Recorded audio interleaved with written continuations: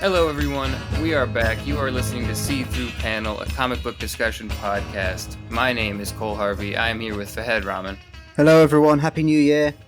Happy New Year, guys. So today we're going to be talking a little bit late about a comic that is about Christmas. Originally, we had planned to do this more towards Christmas, but some stuff happened, so we're doing it a bit late. But I think the comic is equally good and works all year round. So we're going to be talking about Klaus by Grant Morrison and drawn by Dan Mora, published by Boom Studios. I guess I'll start with why I recommended this comic because I'm a big Christmas guy. Like, I love the Christmas spirit and stuff like that. So I read this comic every Christmas, and I think it's just like a really feel good comic.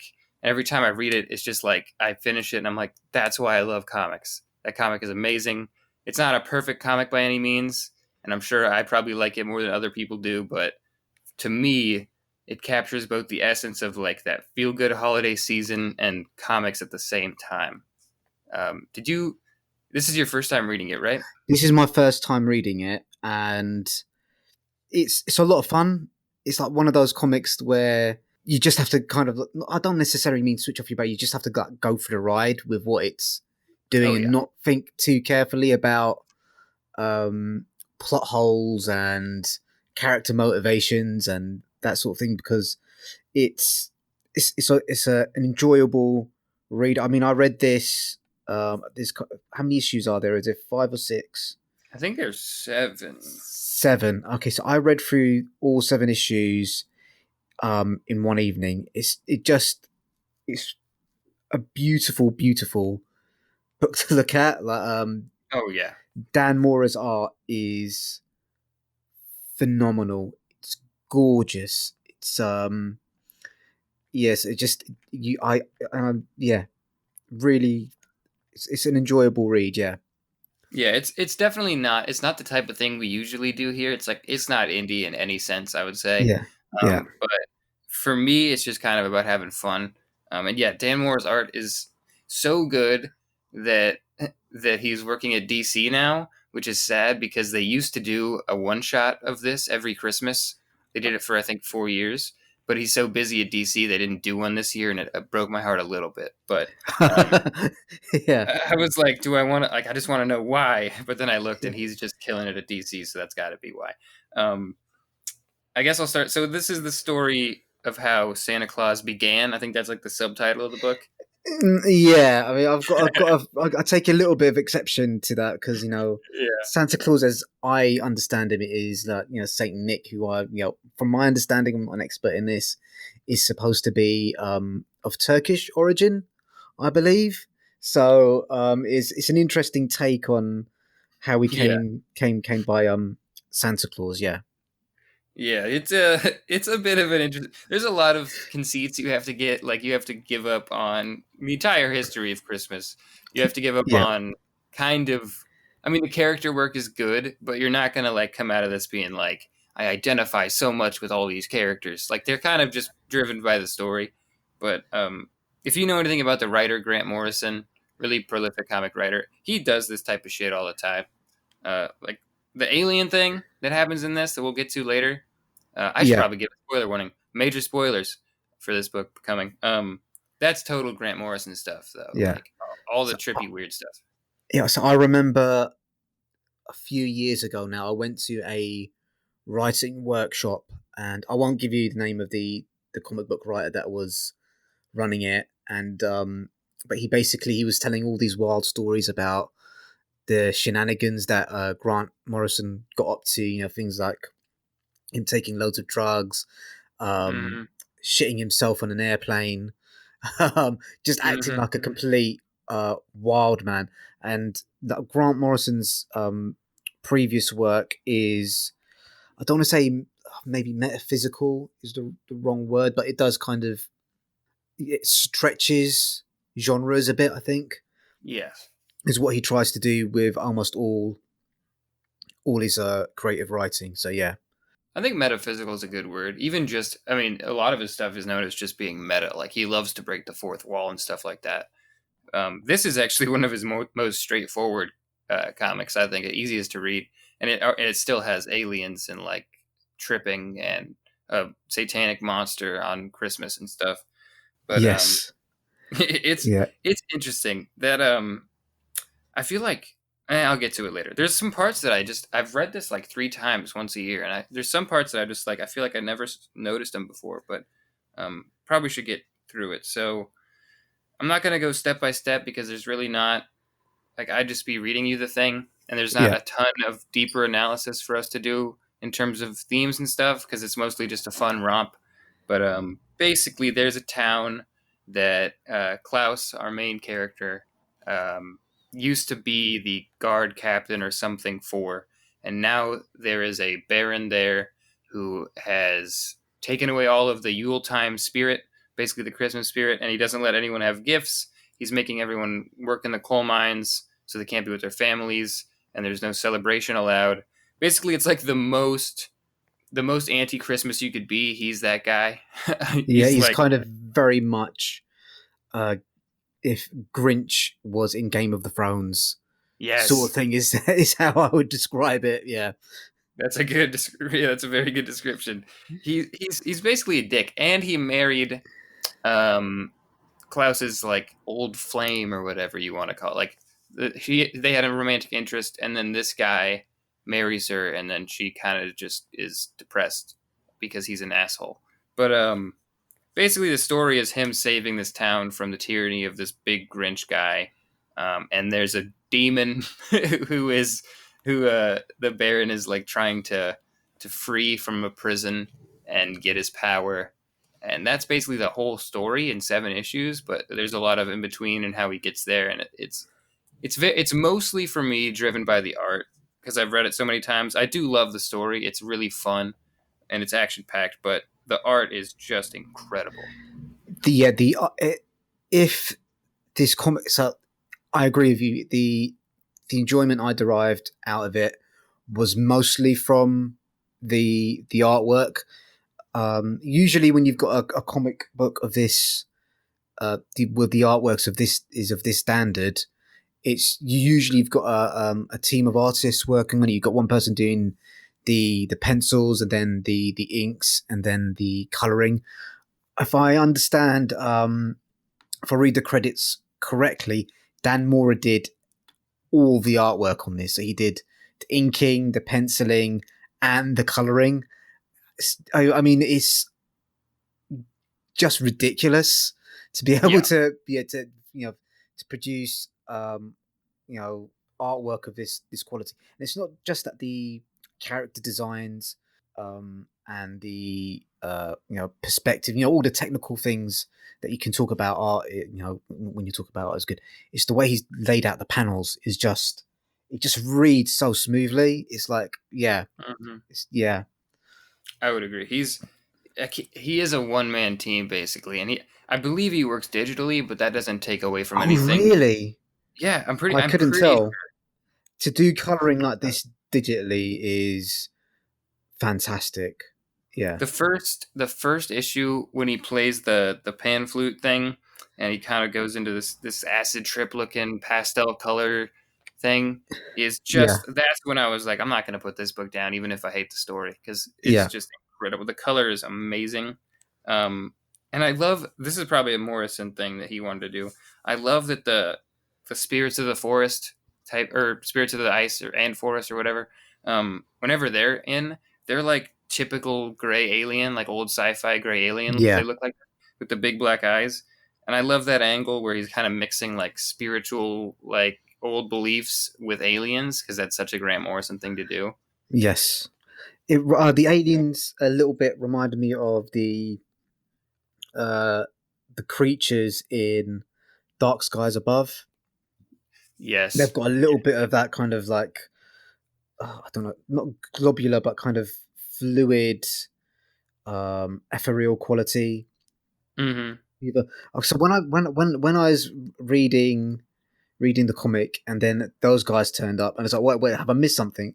Why have these guys turned up? And I think they were just like he just for some reason it's they're called Klaus manages to blow a tune on his pipe and summons them. I think is that what happens? Question mark. Yeah, I guess so. I think he like planned it. I think that's his deal. I don't really know. I think he just calls the spirits or aliens or whatever. Yeah. So I mean, a lot of the book I would say is it's quite schlocky action stuff, but Yeah. occasionally Grant Morrison puts weird and strange things like that in the comic, and it kind of it breaks the pace a little bit, and it also makes you stop in your tracks and think, and kind of just elevates the the the story as a whole. I'm kind of a sucker for that schlocky, pulpy action stuff. Like Yeah. I love a comic. I love a slice of life comic. But when I really just want to sit down and have fun, I like to read essentially the equivalent of Conan the Barbarian. Like I just want Yes. some action and some comedy. Actually, this book had quite a bit of comedy in Yeah. my It's opinion. quite a It worked few well. funny one liners, especially with um the guards in the town. There's quite a lot of Yep. comedy, based around their fear of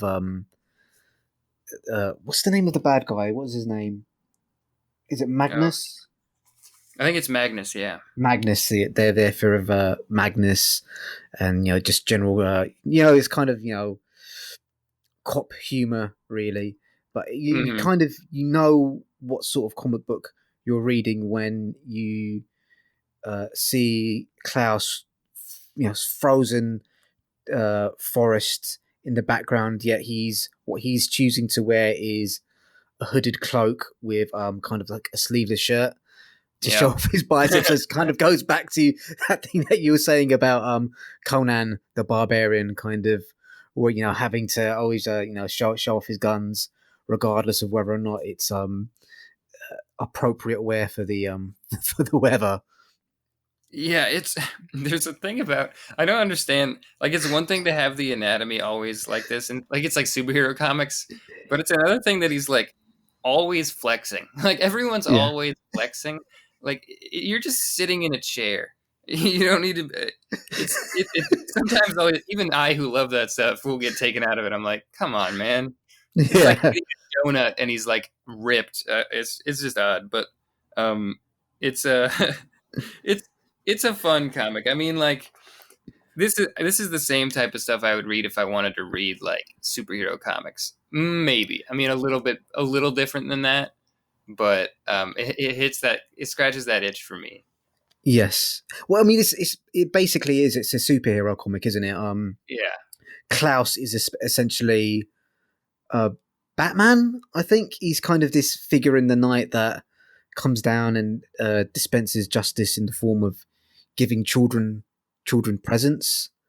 Is, I think, one way of reading the comic. yeah. Definitely is this. Yeah, go ahead. I actually had the same thought. I think he's a kind of like perfect mixture of Batman and Superman because he's like ultra good. Like he doesn't do anything wrong ever. I don't think in the course of this he's Yes. got a perfect moral compass. But then he's also Batman because he's sneaking around. He even says like directly in here that someone says something about his hood, and he's like, "I'm a mysterious figure. The hood is like my whole thing." And he like kind of just in meta talks about how he's Batman for a minute. Yeah, that's a very interesting uh, point that you raised about him being kind of an amalgam of Batman and Superman. The Superman thing, I think you're spot on with that. He's not a character that has flaws. He's not, usually uh, with Grant Morrison's characters, they're flawed human beings in some way. They're either arrogant or greedy, or there's something else going on here. But he's very much that Clark Kent, Yep. Superman archetype, where he's not got a lot of character flaws. Yeah, he really doesn't. I mean, he even kind of like the gets the girl thing is kind of a given in stories like this, but this one really got to me. Like I really like the wouldn't really call it a love story. I like the last page of the final issue, which I'm not going to spoil. That shit makes me cry almost every time. When it's like when time is passing with the split Yeah, vertical panels.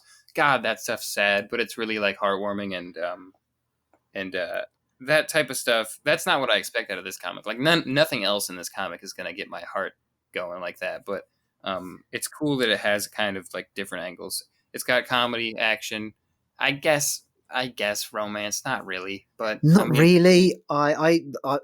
It's interesting your reading of the final few pages because my reading of it, and maybe I'm wrong, is that he visited them every year, so that's kind of they weren't necessarily together. It was just kind of like a ah, rekindling of a friendship over time, sort of thing. So maybe I don't know. I thought I he don't- had spent basically her whole life there, and then as soon as she dies, he Ah, leaves, okay. comes back once a year. But it doesn't say that, so either one of us could be right. So Yes, yeah. Um, there are quite a few interesting characters here. I love Magnus, who's just the schlockiest of schlocky hmm villains.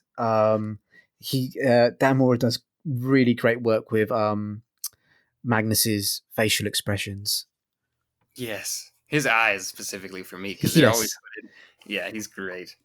The way he dies too is probably the best. I had to screenshot that and just send it to my friend because I was like, "That is hilarious." He just yells, "I want what I deserve," and then gets melted. It was just Yeah, just gets his face burnt off. It's very. So I'm gonna make. I've already made a few Game of Thrones references in here, but it's very reminiscent of Daenerys' brother, kind of yeah, getting molten gold just pulled over his head. And the other kind of thing that reminded me a little bit of Game of Thrones is the prince, whose name I believe is Jonas, who's very much a Joffrey yeah, type, kind of very much the spoiled rich prince, immature, greedy, annoying child that you kind of love to hate. So I exactly quite the yeah words I was gonna say. yeah Um, he's a redeemable Joffrey though, because you don't spend as much time with him being a little dick. You kind of see they give you that flicker of hope in the beginning, which I was like, I still don't like him, but he is redeemed, I guess. So whether or not you agree, like that he should be, but he's a little better, but he's definitely a Joffrey character. Yeah, yeah. He unlike Joffrey, he didn't uh,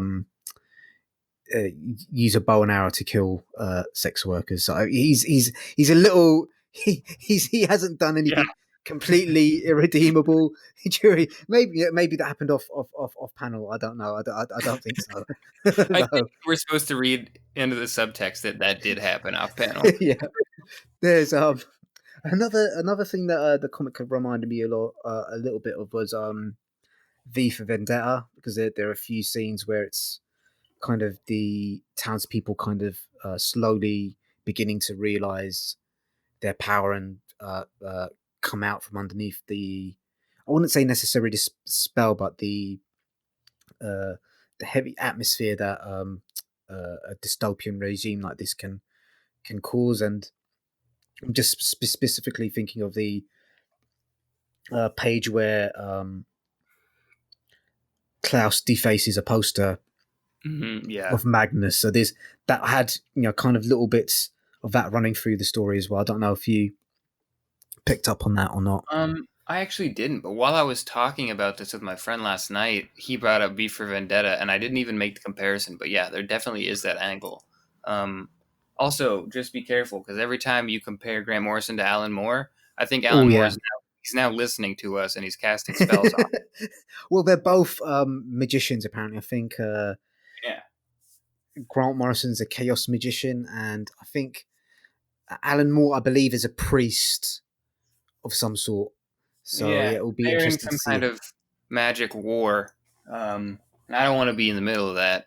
But Yeah. I have a shelf, a Grant Morrison shelf, and an Alan Moore shelf, and I leave them on two different bookshelves because if I put them together, I think that the room may explode. Oh dear. They'll Yeah, kind of end up on like piles on the floor mysteriously. exactly. But getting back, that poster thing you mentioned though, I love those posters because it's like a pencil sketch of Magnus that he just repeats, and it's like a tiny little thing that no one probably cares about. But I love that it's just like a rough pencil sketch. between like the really intricately inked and colored art, um, and the way he like vandalized it was honestly hilarious. I think he Yeah. does it 2 or 3 times. Um, I mean, do you really want to go through the plot all that deeply? I don't know if it's No, no, I don't think it's kind of worth going through the plot to the. I think you've given a quite a good synopsis at the start of the book. It's yeah, it's a fun romp. It's absolutely gorgeous to look at. It's a very very nice uh book to look at.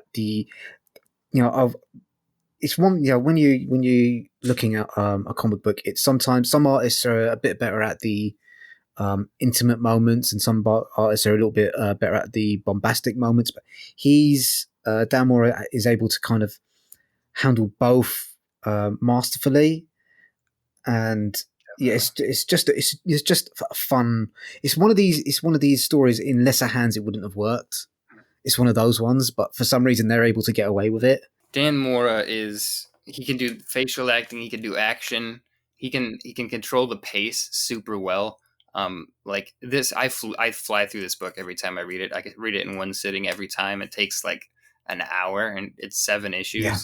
Yeah. If you really want to enjoy the art, obviously it would take longer than that. But in terms of just getting through the story, it's really quick. There's really not a lot of words, which is how you can tell it wasn't Alan Moore. Um, it's Sorry. Yeah. yeah, it's a really good one. I mean, there are definitely flaws. I think I've been praising it a lot just because it's for me it's like a modern classic. But I mean, there are clearly flaws in there. But Yeah, I mean, it's kind of one of those ones where I don't know if this is a weird comparison to make, but it's very much reminds me of The Rock, the film of The Rock with Nick Cage and Sean Connery, which is it's not a good movie, but it's a good movie. If you know what I mean, it's kind of like if you're in a certain frame of mind, you just go, all right, yeah, just give me some action, give me a bit of emotion, give me a bit of pathos. Give me the good guys fighting the good fight against the bad guys. It's very very enjoyable, and there's enough weird elements in there as well. Kind of well, what you mentioned with the aliens, and then the Norse runes, and Mhm. kind of like I don't know if it's Krampus or if it's some other netherworldly demon that turns up at the end. So there's enough weird things that are in there just to kind of elevate it from a schlocky schlock, bad schlock sort of thing. I think we've honestly covered a lot of it. Yeah. I mean, this isn't the type of thing that everyone will enjoy, but it's kind of just a fun romp, schlocky pulp type deal. For me, it's best when read in the holiday like season, just because it kind of takes it up an extra notch. And then there's 4 one shots that they've done every year except for 2020. So that's just kind of, it's kind of at the end. I thought it was a nice touch actually because I didn't notice. He says he'll come back once a year, and then that's actually Grant Morrison and Dan Mora saying that because they come back once a year to do a one shot, and those are really enjoyable too. I don't think it ever reaches for me the height of the original miniseries, just because I mean a one shot versus 7 issues for me, I'd rather have 7. But Yes. So yeah, are the without giving away too many spoilers, are the one shots worth checking out? yeah, I definitely think so. They have the same tone. They still have that pulp action tone, but he leans a bit more into comedy, and then he gets a little bit more Grant Morrison ethereal type stuff. Like there's big monsters and other dimensions, and it gets a little less grounded, but it's also kind of like some high fantasy, high sci-fi type stuff. Yeah. Okay. Interesting. Interesting. I might check those out. I think it's worth reading, guys. Honestly, it's not the usual sort of thing that we cover on this, but is it's just that one of those books where you're just smiling all the way through it. This is so dumb. It's so dumb, but Exactly. You don't have to it's think much. yeah, but it's really really enjoyable. Yeah, definitely check it out. Oh yeah. All right. Well, if that's it, then I believe The next book we're going to be reviewing is called In. Is that correct? Yes. All right. So Fahed's internet just dropped out, so I'm going to wrap this up. What we were saying was next time I believe we're going to be reviewing a comic called In by Will McPhail. We're going to get our copies from NetGalley, who generously lets us preview all these books that we review. And then I believe in the near future we have plans to review a book called Teddy. It's originally a novel by Lawrence Luckinbill. It's being adapted by Eric Tate as a comic. So I believe that's going to be next week for In, and then the week after for Teddy. Hopefully we can stick to those plans. If you do like this show, we have a lot of fun making it. We really appreciate it if you donate to the tip jar. But all we really ask is that you keep listening. We just like doing it. Let your friends know. We're trying to, in 2021, we're really going to try and up the ante here and do it more often. Get it going back to as frequently as when we started. I really appreciate it, guys. Thanks. See you next time.